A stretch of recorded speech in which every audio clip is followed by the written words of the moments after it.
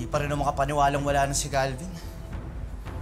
Di sana kung dumating tayo agad at naka-rest back, hindi mangyayari sa kanya to eh. Hindi sana mangyayari to kung hindi niya hinamon ng duelo sa Elias.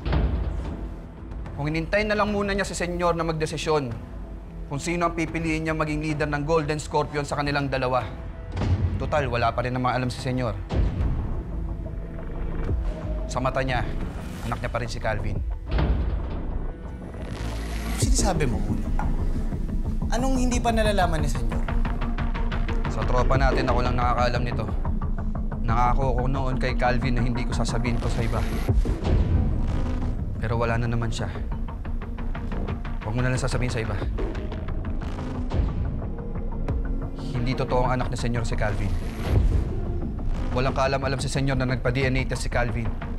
Hindi nag-match ang DNA nila.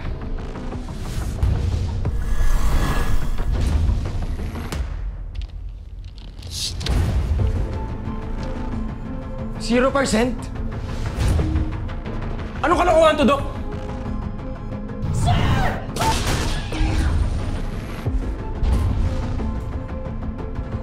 Hindi dapat makita to ng kahit na sino. Matagal na tayo magkakilala, Uno. Kaya pinagkakatiwalaan kita. Ikaw lang din ang nakakaalam ng lahat-lahat ngayon. Kaya huwag mong sasabihin to sa iba.